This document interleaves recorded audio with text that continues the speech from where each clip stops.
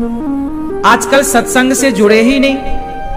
अब आपको क्या करना चाहिए कि आप अपने बच्चों से कहो कि बेटा, हमने तुम्हारी पसंद का गिफ्ट दिलाया ना, तुम छोटे थे, बच्चे को रॉकेट चाहिए था, बंदूक चाहिए था, खिलौने से गाड़ी चाहिए था, जो बच्चे मांगते थे माँ बाप दिलाते थे। अब बच्चे बड़े हो गए हैं ना, कमाने लग गए हैं ना, तो तुम भी बच्चों से कहो बेटा हमें वृंदावन ले चलो और हमें भागवत सुनवाओ। तो तुम्हारे बहाने बच्चे भी आएंगे और जब वो यहाँ बैठकर 7 दिन भागवत सुनेंगे, 7 दिन गौरी गोपाल को देखेंगे, तो मैं गारंटी लेता हूं कि तुम्हारा बेटा तुमसे बात भी करेगा और तुम्हारे पांव दबाना शुरू करेगा, तुम्हारा सम्मान करना शुरू करेगा। गारंटी मैं लेता हूं। तुम्हारा बेटा कितना भी बिगड़ चुका है, तुमसे बात नहीं करता, मैं लेता हूं गारंटी। तुम 7 दिन मेरे सामने लाकर खड़ा तो करो अपने बच्चों को। तुम्हारा बेटा श्रवण कुमार ना बन जाए तो कह देना। भाई गलती उस बच्चे की नहीं है, उस बच्चे ने कभी श्रवण कुमार के बारे में सुना ही नहीं, तो वो क्यों श्रवण कुमार बनेगा? उसने तो लादेन के बारे में सुना है, उसने राम के बारे में कम सुना है, रावण के बारे में ज्यादा सुना है। उस बच्चे ने आज समाज में भारत के संस्कारों के बारे में कम सुना, लंदन के बारे में, विदेशों के बारे में ज्यादा जानता है, अंग्रेजी ज्यादा जानता है, हिंदी कम जानता है। और हिंदी मतलब हिंदुस्तान, हिंदी मतलब हिंदुस्तान के संस्कार। अब जब भारत के बारे में वो जानता ही नहीं, तो वो आपकी सेवा क्यों करेगा? इसलिए आपको चाहिए कि आप अपने बच्चों को वृंदावन लाएं, उनसे कहें कि बेटा हमें भागवत सुनवाओ, चलो पोथी पाठ के बहाने ही आप आओ, 7 दिन वृंदावन रुको, 7 दिन गौरी गोपाल में रहो, यहाँ माताओं के दर्शन करो, यहाँ की सेवाएं देखो। आपके बच्चे जब यहाँ आएंगे ना, तो जो आज तक जो नहीं सीखा वो 7 दिन में सीख जाएंगे।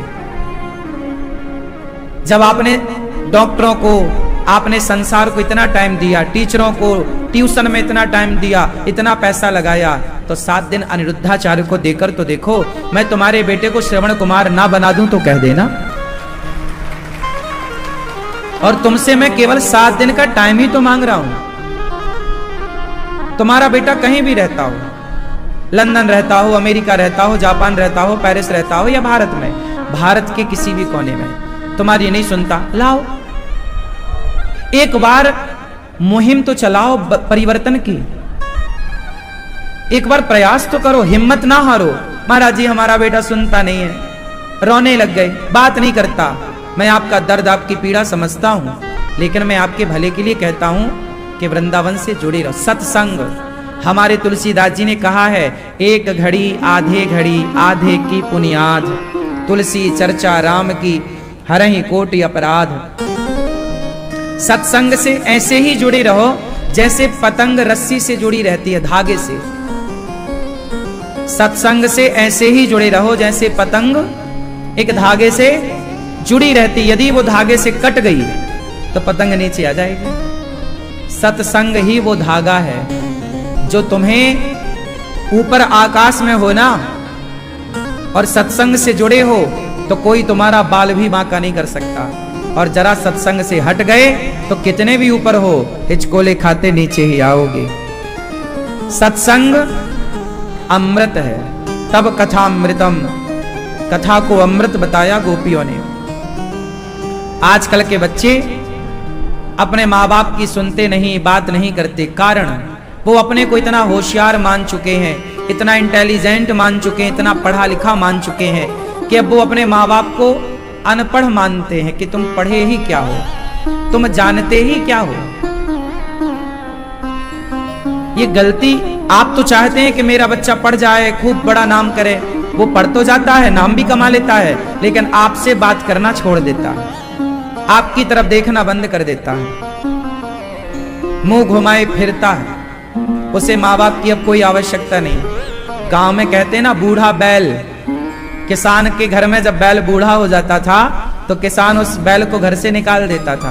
बूढ़ा बैल है, अब खेत के मतलब का रहा नहीं, जुताई कर नहीं सकता, तो उसे ऐसे ही आजकल के बूढ़े माता पिता उस बैल की तरह हो गए हैं। बच्चे उन्हें बोझ मानने लग गए हैं। कुछ बच्चों की बात कर रहा हूं मैं, सारे बच्चों की नहीं। कुछ बच्चे उन्हें अपना बोझ मानने लग गए हैं। क्यों? क्योंकि बच्चों के अंदर से माँ बाप के प्रति श्रद्धा खत्म हो चुकी है। क्या खत्म हो चुकी है? क्या खत्म हो गई है? श्रद्धा। क्यों खत्म हो गई? क्योंकि सत्संग नहीं करते, अच्छी बातें नहीं सुनते। तो अच्छी बातें सत्संग, जब सत्संग सुनोगे उसी में तो बताएंगे कि मातृदेवो भव पितृदेवो भव, माता भगवान है, पिता भगवान है। सत्संग नहीं सुनेंगे तो फिर बाहर की चीजों में तो ये बताया जा रहा, मुन्नी बदनाम हुई, शीला की जवानी, ताकते रहते तुझको सांझ सवेरे, जीना अगर जरूरी है तो पीना बहुत जरूरी है, दाने दाने में केसर का दम, संडे हो या मंडे खूब खाओ वंडे। तो आपके बच्चों को बाहर की दुनिया में तो ये सब सिखाया जा रहा है। बाहर की दुनिया में तो आपके बच्चों को ये सब सिखाया जा रहा है। वो तो एक सत्संग है जो ये सिखा रहा है कि बेटा माता पिता भगवान होते हैं, उनकी सेवा करो। अब जिस सत्संग में माँ बाप को भगवान बताया जा रहा है वो सत्संग तो आप अटेंड करते नहीं। तो जब अटेंड ही नहीं करेंगे क्लास तो फिर वो संस्कार आएंगे कहां से? फिर तो आप अपने माँ बाप के दुश्मन हो जाओगे ना। संस्कारहीन व्यक्ति ही तो माँ बाप को दुश्मन मानता है या माँ बाप का दुश्मन बनता है। इसलिए हमें दोनों पहलुओं को देखना चाहिए। क्या सिर्फ बच्चों की गलती है? क्या माँ बाप की गलती नहीं है? तुम अपने बच्चे को सिनेमा दिखाने ले जाते हो, मॉल में घुमाने ले जाते हो, पिक्चरें दिखाने ले जाते हो, शॉपिंग कराने ले जाते हो, तो क्या तुम्हारी जिम्मेदारी नहीं है कि समय निकालकर बच्चों को सत्संग में ले जाओ? अब आपने पूरी तरह से बच्चों को सारी सुविधाएं तो दे दी, सारा माहौल दे दिया, पर सत्संग से वंचित कर दिया। पर सत्संग ही संस्कारों की रीढ़ की हड्डी है। जैसे आपके पूरे शरीर में आपकी रीढ़ की हड्डी बहुत मायने रखती है। बोलो हाँ या ना? आपकी रीढ़ की हड्डी है तो आप खड़े हैं, वरना आप खड़े नहीं हो सकते। उसी तरह संस्कार हैं तो आप खड़े होंगे, वरना संस्कारहीन बच्चा तो अपने माँ बाप को घर से निकाल देता है। इसलिए ये दास अनिरुद्ध इन माओ की सेवा करता है। गौरी गोपाल आश्रम में वृद्ध माएं रहती हैं। मैं माओ के चरण क्यों दबाता हूं? इसलिए कि तुम्हारे बच्चे देखें और सीखें। आपके बच्चे सीखेंगे। हमने कहकर नहीं बताया, हमने करके बताया, ताकि आपके बच्चों को सीखने का मौका मिले। लेकिन फिर भी ना सीखें तो फिर गलती किसकी है? इसलिए कुछ गलतियां आपकी हैं, स्वीकार करो और सुधार करो। आज यदि आप अपने माँ बाप को इग्नोर कर देंगे, नहीं ध्यान देंगे, तो कल आपके बच्चे क्या आपका साथ देंगे? क्या गारंटी है? कौन लिख कर देगा मुझे कि आपके बच्चे आपका साथ देंगे? आपने दिया कि अपने माँ बाप का साथ दिया है तो आपके बच्चे आपका साथ देंगे। लेकिन शर्त वहां भी लागू होगी कि आप अपने माँ बाप का साथ दे रहे हैं, क्या आप अपने बच्चों को संस्कार भी दे रहे हैं? दे रहे हैं तो आपका बच्चा आपका साथ देगा। यदि आप संस्कार नहीं दे रहे हैं, केवल डिग्रियां दे रहे हैं, अच्छे स्कूल में पढ़ा रहे हैं, अच्छी व्यवस्थाएं दे रहे हैं, तो वो बच्चा, कहावत सुनी होगी, चाहे बेटा कितना प्यारा हो उसे सिर पे चढ़ाना ना चाहिए, चाहे बेटी कितनी सुंदर हो उसे घर घर घुमाना ना चाहिए। ये बहुत पहले कह दी गई हैं आप लोगों के लिए बातें। अब मानो ना मानो, हमारे ऋषि मुनियों ने तो भांप लिया था आने वाले समय को, तो सब कुछ कह दिया, लिख दिया। अब आप बहुत होशियार हैं, आपको क्या बताएं। बस मैं इतनी प्रार्थना करता हूं बच्चों से भी और माँ बाप से भी। आज का ये जो समय चल रहा है, ये समय आधुनिक समय चल रहा है। मॉडर्न बनना चाहते हैं आजकल यहां लोग। एक टाइम था कि जब होड़ लगती थी कि मैं भी श्रवण कुमार बनूंगा। एक समय था जब होड़ लगती थी कि मैं भी अपने माता पिता की, 4 बेटा हुआ करते थे ना, तो चारों भाई आपस में लड़ते थे कि नहीं भैया माँ की सेवा में, माँ मेरे पास रहेगी। एक टाइम ऐसा था इस देश में कि भैया बोलता था कि माँ मेरे पास रहेगी, माता पिता की सेवा मैं करूंगा। दूसरा बोलता था भैया तूने तो कर ली, अब थोड़ा मुझे भी माँ बाप की सेवा का मौका दे दे। मतलब एक माँ बाप को 4 बच्चे आपस में कहते थे कि मैं सेवा करूंगा, मैं रखूंगा, मैं उनकी पूरी सेवा करूंगा। और आज ये टाइम है कि एक बेटा कहता है भाई से तू रख ले, वो कहता है यार मैंने तो रख लिया, अब तू रख, मैं रखूं क्या? तो तीसरा कहता है नहीं नहीं मैं क्यों रखूं, मैं तो 1 महीने से रखा हूं, अब तेरा नंबर आ, चल तू रख। एक टाइम वो था कि बच्चे सौभाग्य मानते थे कि मैं मां की सेवा करता हूं, आजकल के कुछ बच्चे बोझ मानते हैं। ये परिवर्तन आया है। आप कितने भी तरक्की कर गए, 21वीं सदी में प्रवेश कर गए, आपने मंगल ग्रह तक की यात्रा कर ली, आपने चंद्रमा में पांव रख लिया, आपने सैटेलाइट पर कब्जा कर लिया, सैटेलाइट का युग आ गया, आपने ग्रह नक्षत्रों का आकलन कर लिया, आप गैलेक्सी तक पहुंच गए, आकाश गंगाओं को नाप लिया, आकाश गंगाओं को गिन लिया, आप बहुत अंतरिक्ष में आगे बढ़ गए, लेकिन आप विकास तो कर गए पर विनाश किसका हुआ? संस्कारों का। पहले हम माँ बाप को लेते थे, माँ बाप को लेकर के उनको भगवान की तरह घर में रखते थे। पहले के घर में मंदिर नहीं हुआ करता था, पहले जो पुराने घर होते थे ना उसमें कोई व्यवस्थित कोई मंदिर नहीं बनाता था व्यक्ति। बात समझ में आई? आजकल नए घर बनते हैं ना तो एक मंदिर का स्थान होता है ना, ये मंदिर है हमारा, ये बेडरूम है, ये फला है फला। पहले मंदिर नहीं होता था, एक अरबा होता, एक छोटा सा होता था, वहां शालिग्राम होते थे, लोग रखते थे। क्यों? क्योंकि पहले मंदिर की जरूरत ही नहीं थी, क्योंकि पहले तो माता पिता को ही मंदिर माना जाता था, माता पिता को ही मंदिर का भगवान माना जाता था, इसलिए अलग से मंदिर बनाने की जरूरत। ये बात सही है कि गलत है? पहले बताओ पुराने घरों में कहां पर्टिकुलर एक मंदिर हुआ करता था? नहीं होता था, एक छोटी सी जगह होती थी, लोग वहां रख लेते थे। पहले तुलसी कोट होता था आंगन में ना, एक तुलसी होती थी, वहीं पे लोग जल चढ़ाते थे, वहीं पे शंकर जी या शालिग्राम जी जिसका जो मन था, वहीं एक आंगन होता था सबके घर में, तुलसी का पौधा लगा रहता था और उसी में एक छोटा सा ऐसा बना रहता था, तो दिया भी रख जाए वहां भी भगवान, वहीं जाके लोग प्रणाम करते थे। होता था भी घर में तो एक छोटी सी जगह, क्योंकि पहले की मानसिकता यही थी कि पहले की स्त्री मंदिर में नहीं अपने पति में भगवान को देखती थी, पहले का बेटा मंदिर में नहीं अपने माँ बाप में भगवान को देखता था, इसलिए पहले मंदिर भी कम थे, पहले मंदिर भी, बोलो, आज मंदिर ज्यादा है। पहले इंसानों में भगवान को देखा जाता था, आज पत्थर में ईश्वर को देखने की होड़ लगी हुई है। इंसानों में यदि आपको ईश्वर नजर आ रहा है, माता में भगवान दिख रहे हैं, पिता में भगवान दिख रहे हैं, तो मंदिर में भी आपको भगवान दिख जाएंगे। माँ बाप में भगवान नहीं दिख रहे हैं तो भला मंदिर में भगवान तुम्हें कैसे दिखेगा? बताओ। आप इंसानों में तो ईश्वर को देखो। हम ये नहीं कहते कि मंदिर मत जाओ, माँ बाप के पांव दबाओ, माँ बाप को भोजन कराओ, माँ बाप की सेवा करो, माँ बाप के सेवा के बाद समय बचे तो मंदिर जाओ, वरना माँ बाप की सेवा करने से ही मंदिर वाला भगवान खुश हो जाता है।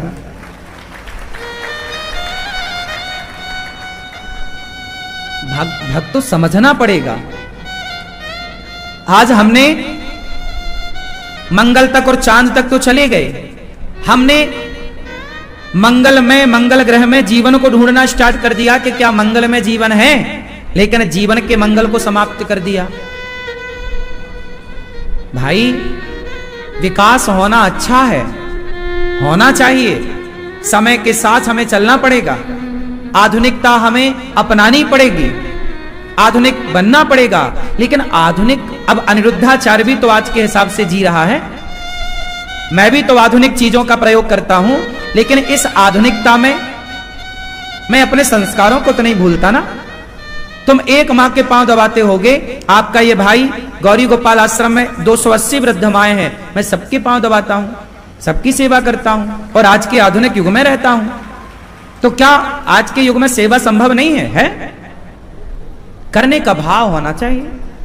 अच्छे काम तब भी होते थे, आज भी होते हैं, आगे भी होते रहे, बस अच्छे काम करने वाले लोग घटते जा रहे हैं। बस पहले अच्छा काम करने वाले लोग ज्यादा थे, आज अच्छा काम करने वाले लोग कम हैं। आप लोग ही तो हैं जो गौरी गोपाल आश्रम में सहयोग करते हैं, तो यहाँ की सेवा चलती है, अखंड रसोई चलती है। आप लोग सेवा बंद कर देंगे, ये सब बंद हो जाएगा। तो आप जैसे लोग हैं धरती पर, तो भी ये धर्म बचा है, तो भी ये संस्कार बचे हैं। आप जैसे लोग ना होते तो कोई धर्म, कोई संस्कृति ना होती। इसलिए आप जैसे अच्छे लोगों का इस संसार में होना जरूरी है। आज हम कितने भी आधुनिक हो जाएं, लेकिन बात देखो प्राचीन। आजकल मैं जाता हूं ना, लोग कहते हैं अरे महाराज जी आप पुरानी बातें करते हैं। लोग मेरे से कहते हैं, मैं एक टीवी डिबेट पे गया तो वहां पर एक बुद्धिजीवी व्यक्ति ने कहा आप क्या पुरानी बातें कर रहे हैं, 5000 साल पुरानी बात कर रहे हैं। अरे भाई बच्चों को ये बात बताओ कि इमारत कितनी भी बड़ी हो, कितनी भी ऊंची हो, जितनी आपने बड़े बड़े शहरों में देखा होगा 10 मंजिला बिल्डिंग होती है, 50 मंजिला बिल्डिंग होती है, यहां तक कि बड़े बड़े शहरों में 100 मंजिला बिल्डिंग भी होती हैं। अब आप बताओ आपके घर की नींव कितने गहरे जाती है? 5 फीट नीचे, ज्यादा से ज्यादा 10 फीट नीचे आप बेस तैयार करते हैं ना। अरे भाई जितना ऊपर जाती है बिल्डिंगें, वो बिल्डिंगें उतने, बोलो, उनका बिल्डिंग यदि 100 माले की बिल्डिंग है तो 100 माले की बिल्डिंग 5 फीट की नींव में नहीं बन सकती ना। 100 माले की बिल्डिंग को हमें 50 फीट नीचे जाना पड़ेगा, नहीं जाना पड़ेगा? भाई जितना नीचे जाएंगे आप उतनी तो आप ऊपर जाने की क्षमता रखेंगे। ये बात सही है कि गलत है? उसी तरह हम 21वीं सदी आज के युग में हैं, तो हम अपने पीछे भी तो जाकर देखें कि हम क्या थे। हम कुछ थे इसलिए तो आज कुछ हैं, हम कुछ थे ही नहीं तो आज क्या होते हम? तो हम कुछ थे। हमारे यहां आर्यभट्ट थे, हमारे यहां दलपदे जी थे, पृथ्वीराज महाराणा प्रताप झांसी की रानी थी, विवेकानंद थे, तो हम हैं।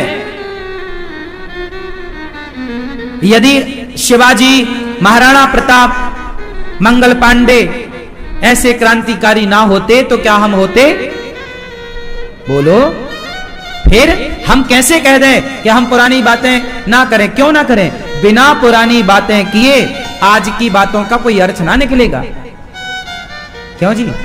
इसलिए हमें अपने अतीत में जाना चाहिए, हमें नीचे भी जाना चाहिए और ऊपर भी जाना चाहिए।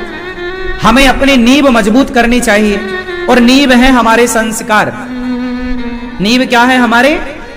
जोर से, नींव हमारे संस्कार। हमारे जितने बेहतर संस्कार होंगे हम उतने आगे जाएंगे, और हमारे जितने घटिया संस्कार होंगे हम सीमित रह जाएंगे। ठीक बात है या गलत बात है? सही है कि गलत है? चलो, संस्कार बनाए रखें, व्यवस्थाएं बनाए रखें, बड़ों का सत्कार, बड़ों का सम्मान बनाए रखें, शिष्टाचार को ना भूलें, परंपराओं को ना भूलें, गीता को ना भूलें, पुराणों को ना भूलें, ऋषि और मुनियों के योगदान को ना भूलें। हमारे देश में आज कितनी बड़ी भूमिका है ऋषि मुनियों की। आज हम जरा पढ़ लेते हैं तो अपने आप को इंटेलिजेंट कहने लगते हैं, बहुत पढ़े लिखे, लेकिन आज ये जो पढ़ रहे हो, क्या हमारे ऋषि मुनियों से ज्यादा ज्ञानी हो गए आज के लोग? कितना भी आप पढ़ लोगे, ऋषि मुनियों की तरह रिसर्च ना कर पाओगे। हमारे ऋषियों का नाम ही पड़ा ऋषि, क्योंकि वो रिसर्च करते थे। क्या रिसर्च की हमारे ऋषियों ने? देखो ना, हमारे ऋषियों ने रिसर्च किया कि आज से हजारों साल पहले भी विमान था। रावण ने सीता मां को चुराया तो विमान पर ही तो चुराया था, उड़ने वाला विमान तो विमान था। आज ही है ऐसा नहीं है, पहले भी था। आज डॉक्टर करता क्या है? एक स्त्री के गर्भ को दूसरी स्त्री के गर्भ में ट्रांसफर कर देता है। डॉक्टर बोलता देखो हम कितने सफल हो गए। जब माता देवकी 7वीं बार गर्भवती हुई तो माता देवकी के गर्भ को निकालकर भगवान ने माता रोहिणी के गर्भ में डाला था, जो बलराम जी प्रकट भये। तो जो साइंस आज आप अपना रहे हैं, ये साइंस पर पहले हजारों साल पहले काम हो चुका है, कोई आज की नई बातें नहीं है। बस हम अपने को जानना नहीं चाहते।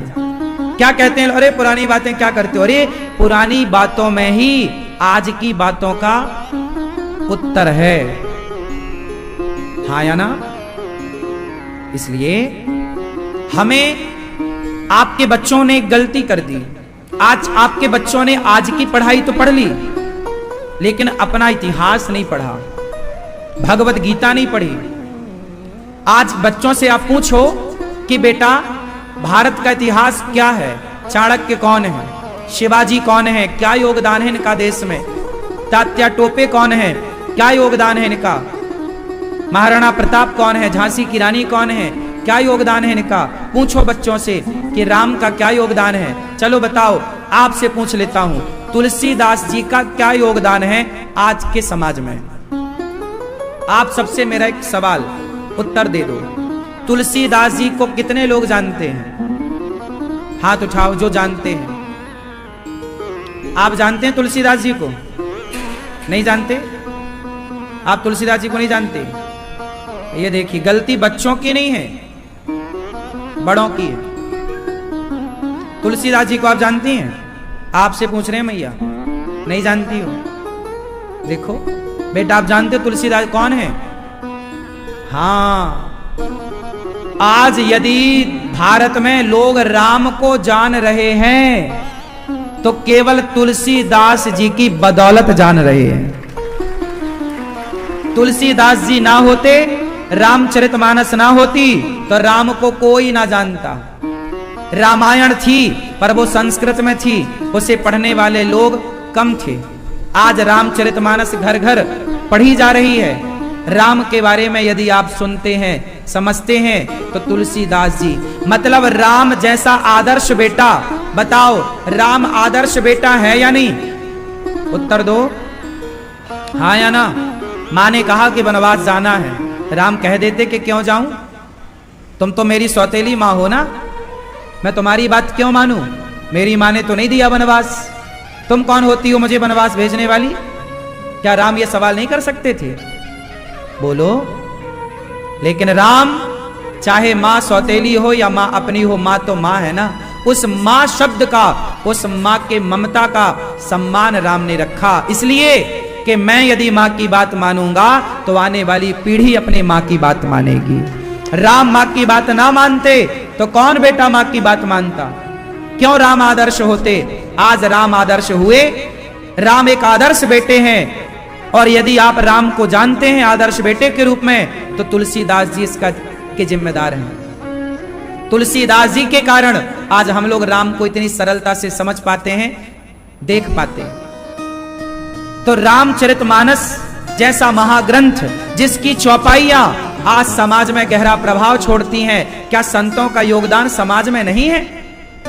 उत्तर दीजिए। और आज इन्हीं संतों के लिए आज बॉलीवुड पानी पी पी के संतों का अपमान कर रहा है। आज की युवा पीढ़ी, बच्चे आज के संतों को अपमानित कर रही है और संतों को तिरस्कार कर रहे हैं आज के लोग। उन संतों को, जिन संतों का योगदान, अरे हमारे पिता, हमारे दादा भी राम को जाने तो तुलसीदास जी के कारण, हमारे पिता भी राम को जाने तो तुलसीदास जी के कारण, हम भी राम को जाने तो तुलसीदास जी के कारण, और आने वाली पीढ़ी में यदि लोग राम को जानेंगे तो तुलसीदास जी के कारण जानेंगे। हाँ या ना?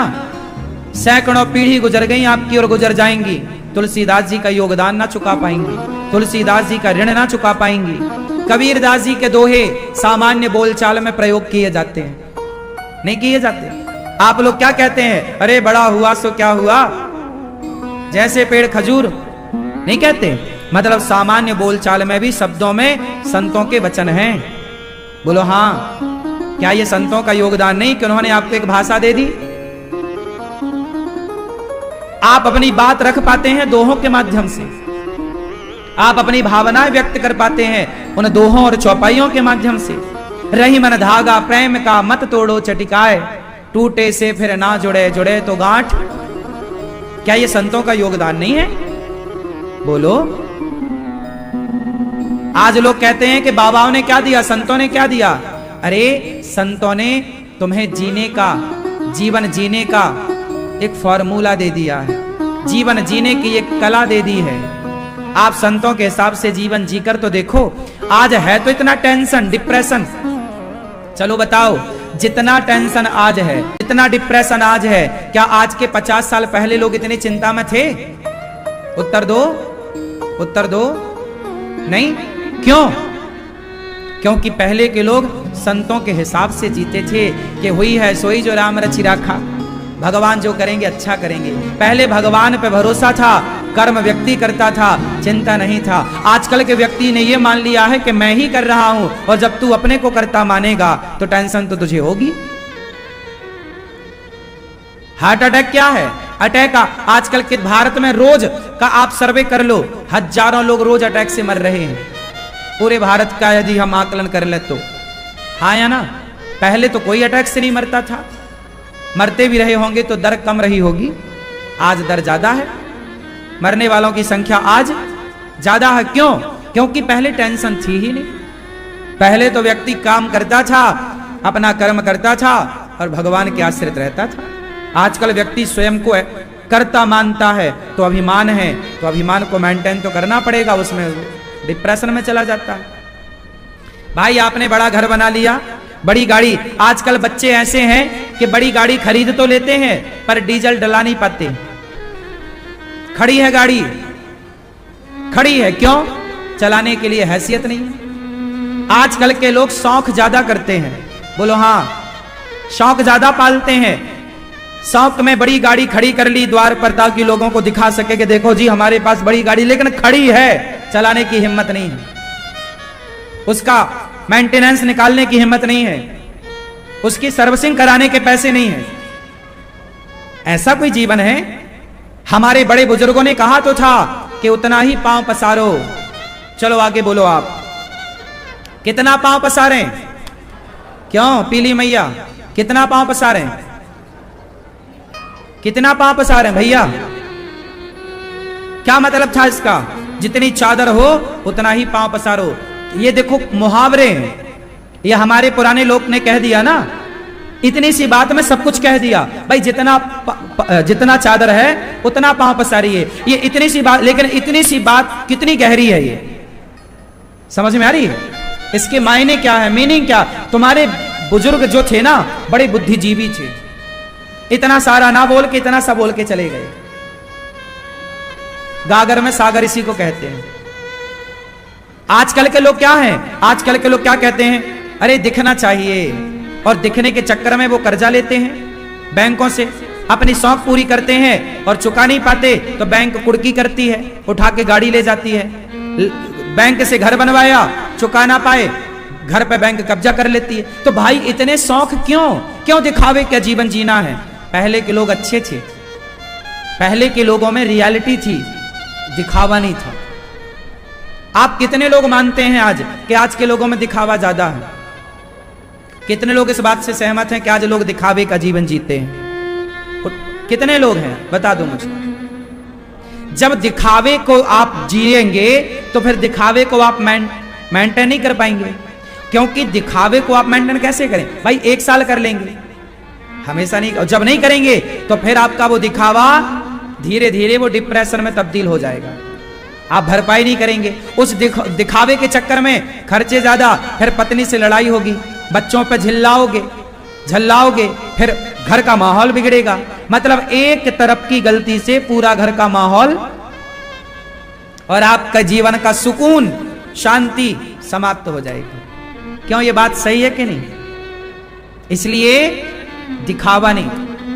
हमारे पड़ोसी के पास कितना है, हमें क्या करना? हमारे पास जितना है हम उसमें संतुष्ट रहें। मेहनत करो, आगे बढ़ने का प्रयास जारी रखो, काम खूब करो, पैसा खूब कमाओ, लेकिन हमें दूसरों को नहीं देखना कि हमारे पड़ोसी के पास बड़ी गाड़ी, बड़ा बंगला है। ठीक है, उसने मेहनत करी, उसके पास है।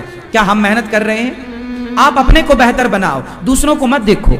अपने को बेहतर बनाओ कि आप क्या हैं, आप कितना बेहतर कर सकते हैं। आप अपने दोस्तों से अपनी तुलना क्यों करते हैं? बात समझ में आई? दिखावा नहीं। इसलिए जिंदगी को बिंदास एंजॉय करो, आनंद लो, हंसते मुस्कुराते जीवन को जियो। भागवत जी सुनोगे तो जीवन में परेशानी ना होगी।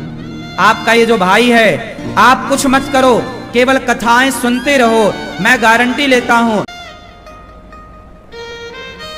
सच्चिदानंद भगवान का नाम क्या है? एक बार मेरे संग बोलो, सच्चिदानंद। बहुत धीरे बोलो ताकि कोई सुन ना ले। सच्चिदानंद रूपाय विश्वोत्पत्त्या दिहेतवे तापत्रय विनाशाय श्रीकृष्णाय वयम नुमः। हे सच्चिदानंद, हे विश्व की उत्पत्ति पालन संहार करने वाले भगवान, हे श्री कृष्ण, सारे दुखों का नाश करने वाले श्री कृष्ण, हम सभी आपके श्री चरणों की शरण ग्रहण करते हैं। श्रीमन्नारायण चरणौ शरणं प्रपद्ये श्रीमते नारायणाय नमः। सच्चिदानंद स्वरूप भगवान है, सतचित आनंद। करते क्या है भगवान? विश्व की उत्पत्ति पालन और भगवान के तीन काम हैं, दुनिया को उत्पन्न करना, पालन करना और भगवान क्या करते हैं? सृष्टि उत्पन्न करते हैं, आपको पैदा करते हैं। आपको पैदा किसने किया? आपकी मां ने। लेकिन मां के पेट में आपको किसने पैदा किया? आप अपनी मां के पेट में कहां से आए? मां के पेट में कोई शहर है क्या कि आप एक आध बार टपक गए? भाई मां के पेट में क्या था? पानी की बूंदें थी। उन पानी की बूंदों से आप तैयार हुए गर्भ में। तो आप मां के पेट से बाहर आए, पर यह बताओ कि मां के पेट में कहां से आए? दादाजी, आप अपनी मां के पेट में थे?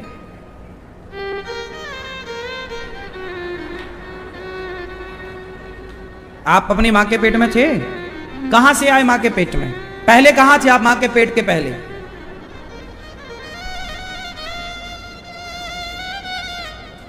बोलो, कहां थे आप? कहां थे? हां, हम सब पहले भगवान के पेट में थे। हम सब भगवान के उदर में हैं। मैं उस जानवर का एक नाम भूल रहा हूं, मुझे याद था, वो आप बताना याद हो तो। वो कहीं का राष्ट्रीय पशु है जो अपने बच्चों को अपने पेट में भर लेता। हाँ, कंगारू। कंगारू नाम का एक जानवर है, वो राष्ट्रीय पशु है किसी देश का, है ना? हाँ, वो अब आप समझो, कंगारू जो है उसको लगता है ना कि खतरा है, तो बच्चे उसके पेट में वापस चले जाते हैं। एक थैली मतलब है, अंदर कर लेता है सारे बच्चों को सुरक्षित। एक माँ अपने बच्चों को अंदर कर लेती है। कंगारू मादा संकट आने पर अपने बच्चों को अपने अंदर और फिर अपने अंदर से बाहर निकाल देती है कंगारू।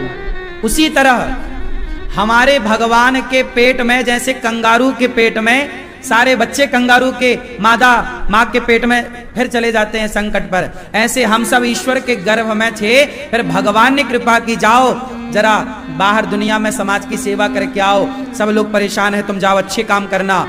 भगवान ने आपको भेजा था, जाओ लोग परेशान है, तुम अच्छे काम करना। तो भगवान ने अपने गर्भ से निकालकर तुम्हें माता के गर्भ में डाल दिया, इसलिए कि तुम यहां आकर समाज की हेल्प कर सको, मदद कर सको, अच्छे काम कर सको। समझ में आई ना बात? लेकिन आप यहां आए तो यहां उस परमात्मा को भूल गए जिसने आपको मां के पेट में भेजा था। अब आपको क्या लग रहा है कि मैं तो यहां आया हूं बस।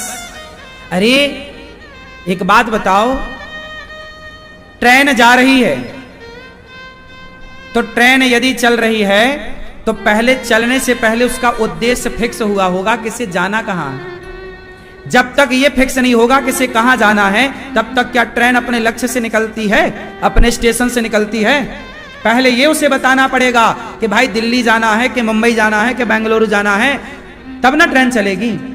किस रूट से जाएगी सब पहले ना निश्चित होगा। बोलो हाँ। तो यदि ट्रेन निकल रही है, एरोप्लेन उड़ती है ना, तो उड़ने के पहले वो डिसाइड होता है कि ये लैंड कहां करेगी, मतलब उतरेगी कहां। उतरना था उसे मद्रास में और वो उतर जाए दिल्ली में, कैसे काम बनेगा? समझ में आया ना? तो पहले क्या निश्चित होता है? लक्ष्य, आपको जाना कहां है। क्या निश्चित होता है? आपको पहुंचना कहां है। आप लोग ट्रेन से आए, बस से आए, आप जब साइकिल उठाते हो घर से तो कहां के लिए उठाते हो ये पहले दिमाग में सेट हो, हमें कहां जाना साइकिल से। आप गाड़ी स्टार्ट करते हो तो स्टार्ट करने के पहले ये तय होता है ना कि जाना कहां है। बोलो हाँ। भाई पिता पूछता कहां जा रहे हो, आपको बताना पड़ता सब्जी लेने जा रहा हूं, फलानी जगह जा रहा हूं, बताना पड़ेगा लक्ष्य क्या है, जाना कहां है। उसी तरह आप इस संसार में आए हैं तो आपको बताना पड़ेगा कि आप क्यों आए हैं। चलो आप बताइए दादाजी, आप क्यों आए हैं? आप क्यों आए हैं आप संसार में?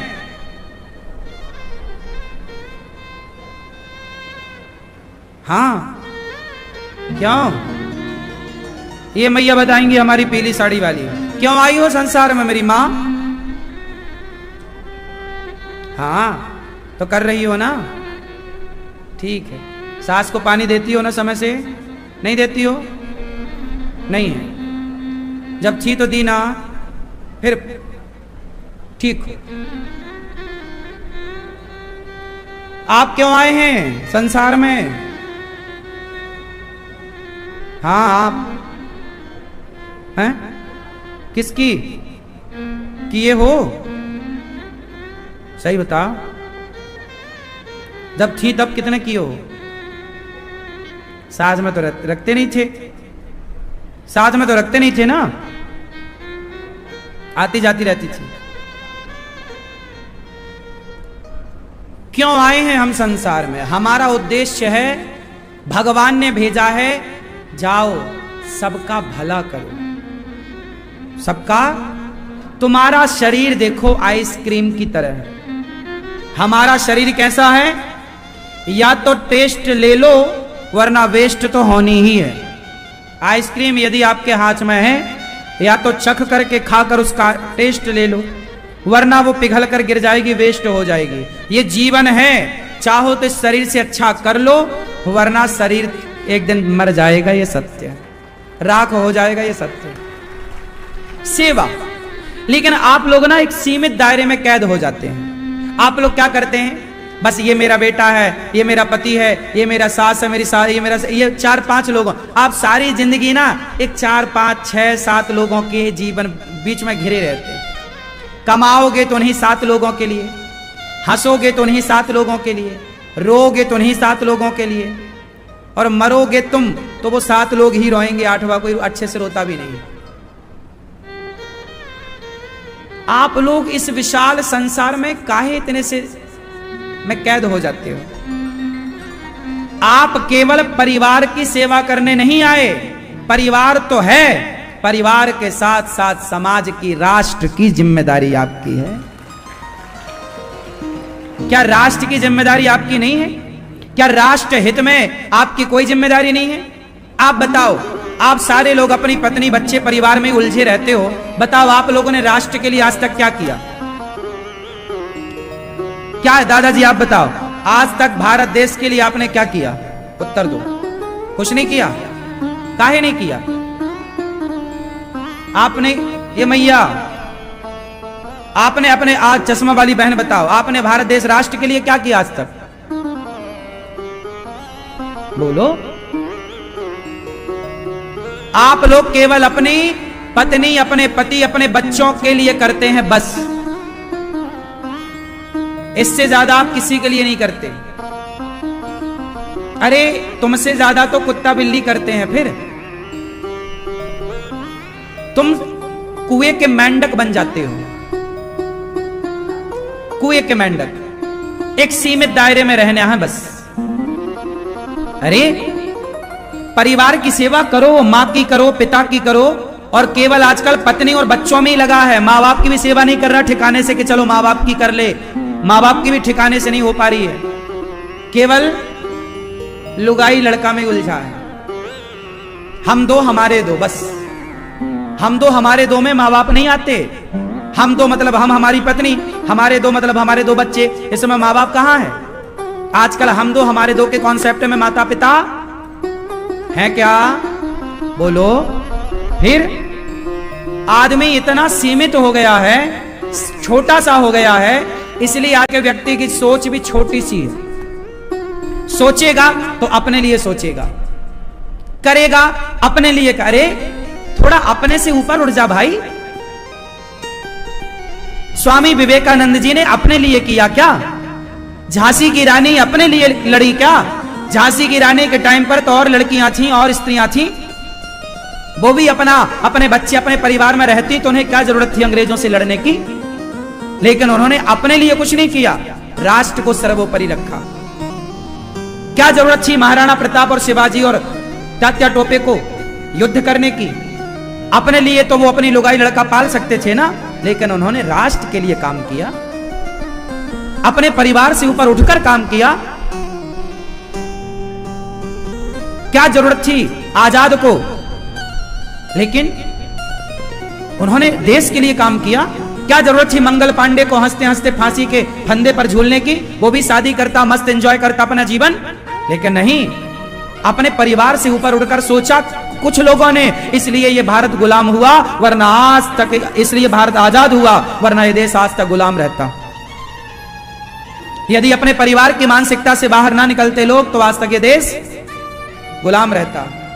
उठो, सोचो थोड़ी। परिवार से ऊपर आज हमारे देश में जितने नेता हो या सरकारी डिपार्टमेंट को उठाकर देख लीजिए, अधिकाधिक आपको भ्रष्टाचार देखने को मिल जाएगा। बताओ भ्रष्टाचार भारत में है या नहीं? उत्तर दो। है। क्यों है? ये भ्रष्टाचार कौन कर रहा है? वो लोग जो केवल अपने परिवार को देख रहे हैं कि मेरे पास पैसा हो, देश जाए कहीं। यदि ये सारे लोग अपने परिवार से ऊपर अपने राष्ट्र को रखते, तो कभी ये भ्रष्टाचार कर रहे हैं, मतलब ये देश के साथ गद्दारी कर रहे हैं, नमक हरामी कर रहे हैं। चाहे मैं भी यदि भ्रष्टाचार कर रहा हूं, तो मैं देश के साथ बेईमानी कर रहा हूं। हाँ या ना? क्यों नहीं व्यक्ति अपने स्वार्थों से ऊपर उठ पाता? क्यों नहीं अपने स्वार्थों से ऊपर, अपने परिवार से ऊपर राष्ट्र को रख पाता? जिस दिन भारत का प्रत्येक नागरिक अपने परिवार, अपने आप से अपने राष्ट्र को ऊपर कर लेगा, उस दिन भारत माता की जय हो जाएगी। अभी भारत माता की जय नहीं है। तुम कितनी जयकारा लगाओ भारत माता की जय, भारत माता की, कहां जय है? जय होती तो भ्रष्टाचार ना होता। आज मजदूर आदमी को भी कमीशन का पैसा देना पड़ता है। बोलो हाँ या ना? गरीब से गरीब आदमी को भी आजकल आप जरा सा काम करा लो सरकारी, आपको बिना पैसे के काम ना होगा। क्यों?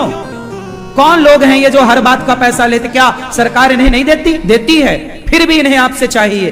क्यों? क्योंकि ये राष्ट्र का हित नहीं चाहते, ये केवल अपनी लुगाई, अपने बच्चों का हित चाहते हैं। बस लुगाई लड़का में उलझा हुआ है संसार। हम दो हमारे दो, बस तुम जाओ कहीं। इससे राष्ट्र का निर्माण ना होगा। तुम्हारी विचारधारा वाले लोग देश को यहां तक नहीं लाए। अपने पत्नी का प्यार, अपनी पत्नी का मोह त्यागा राम ने, और प्रजा के लिए प्रजा ने कहा कि अपनी पत्नी को छोड़ दो, तो राम ने प्रजा के लिए अपनी पत्नी का परित्याग कर दिया। ऐसे राज्य चलता। त्याग, राम ने त्याग किया ना। लोग कहते हैं राम ने पत्नी को निकाल दिया। क्यों निकाला? कोई राम का मन थोड़ी था। राम का मन होता तो रावण के घर से जिस दिन सीता मां आई, उस दिन निकालते ना कि तुम गलत हो। पर राम को तो संदेह नहीं था। सीता माता गर्भवती थी, तो आने के बाद सीता माता गर्भवती हुई, मतलब राम को कोई संदेह नहीं था सीता माता पर, संदेह था समाज को। समाज के कहने पर राम जी ने सीता को निकाला। मतलब राम राजा थे, पर राजा वही अच्छा होता है जो प्रजा की बात माने। तो राम जी ने प्रजा की बात मानी। चलो भैया, यदि तुम्हारे को हमारी पत्नी से दिक्कत है तो हम अपनी पत्नी जंगल भेज देते हैं, तुम खुश रहो बस। यदि हमारी पत्नी जंगल जाती है और उससे तुम खुश रहते हो, तो राम जी ने अपनी पत्नी को जंगल भेजा, क्योंकि यदि मेरी प्रजा ये चाहती है तो भैया मैं तुम्हारा राजा हूं, तो प्रजा जैसे मैं खुश। ये राम थे, जहां उन्होंने अपने परिवार से ऊपर अपने देश को, अपनी प्रजा को रखा। और आजकल का आदमी देश बेचने में लगा हुआ है। आजकल के नेता क्या देश नहीं बेच रहे हैं? जब तक निजी स्वार्थ व्यक्ति नहीं छोड़ेगा तब तक भारत का उत्थान नहीं हो सकता। कितने लोग इस बात से सहमत हैं कि निजी स्वार्थ छोड़कर भारत माता के लिए आगे बढ़ना पड़ेगा? भारत माता, मैं यदि सरकारी कर्मचारी हूं तो मैं देश की सेवा कर रहा हूं और मुझे ईमानदारी से काम करना चाहिए। इसलिए अब आपको यह दास अनिरुद्ध बताएगा, सुनो, आप लोग केवल अपनी पत्नी, अपने बच्चों की सेवा में लगे हैं, लेकिन आपके